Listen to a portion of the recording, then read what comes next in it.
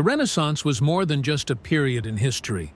It was a cultural explosion, a rebirth of human thought, expression, and innovation that transformed the world forever. Emerging in the 14th century and continuing into the 17th, the Renaissance redefined what it meant to be human, pushing the boundaries of art, science, politics, and philosophy. But where did it all begin? The story starts in the heart of Italy, Florence, a city buzzing with commerce, ideas, and wealth. Following the devastation of the Black Death, which killed nearly half of Europe's population, a cultural and intellectual revival began to emerge. As Europe recovered from the plague, many began to look to the past, to the ancient civilizations of Greece and Rome, for inspiration. This revival wasn't accidental. It was fueled by a class of people who believed that human beings were capable of extraordinary things. These were the humanists, scholars who emphasized classical learning, individual potential, and secular education.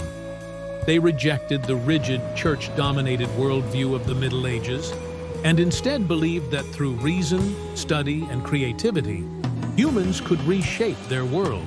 The Medici family in Florence played a vital role in supporting this cultural rebirth. As wealthy bankers and powerful patrons, they financed artists, architects, and thinkers.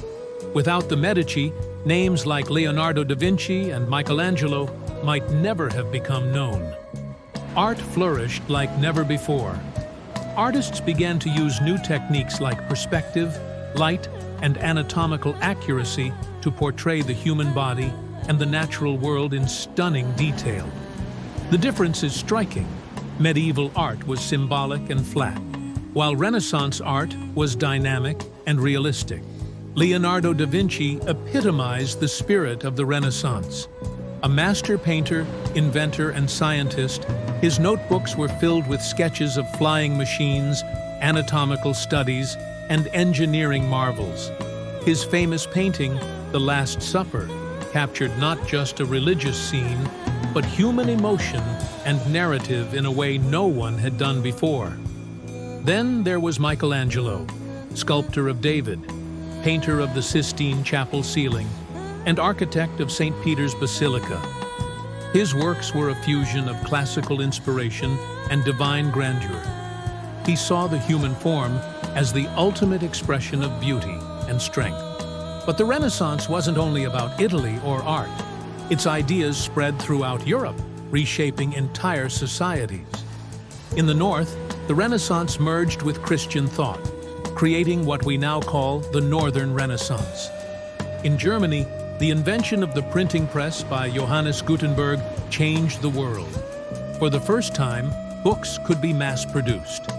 Knowledge that was once hoarded in monasteries was now available to the masses.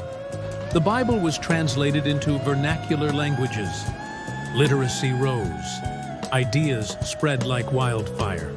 This paved the way for the Protestant Reformation, a revolution not just in religion, but in individual thought and freedom of conscience.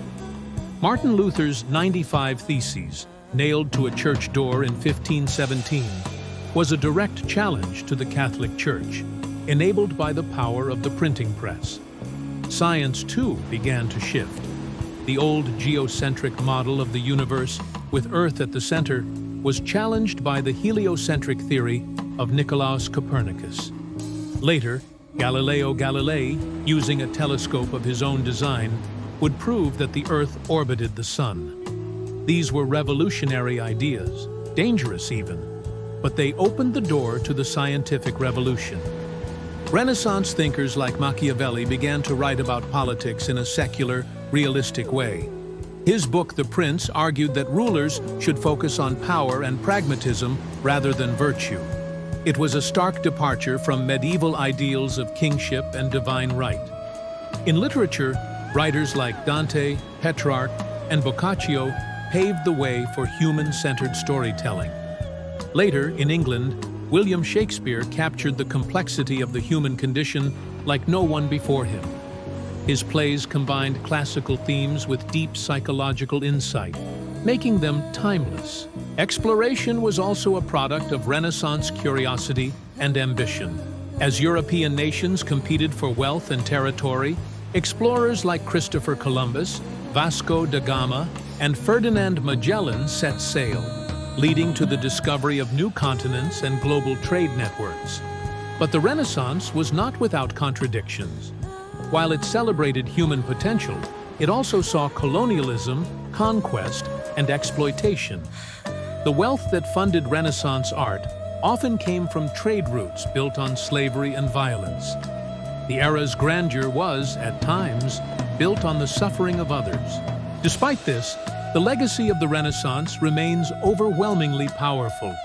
It laid the foundations for the modern world, ushering in the Enlightenment, democratic revolutions, modern science, and secular government. Its emphasis on individual thought, artistic expression, and the pursuit of knowledge continues to shape our societies.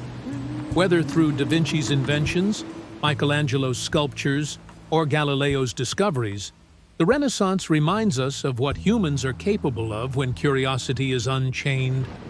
The Renaissance was not just a moment in time, it was a turning point in human history, a rediscovery of the past that lit the way to the future, a celebration of the human spirit that continues to inspire us today.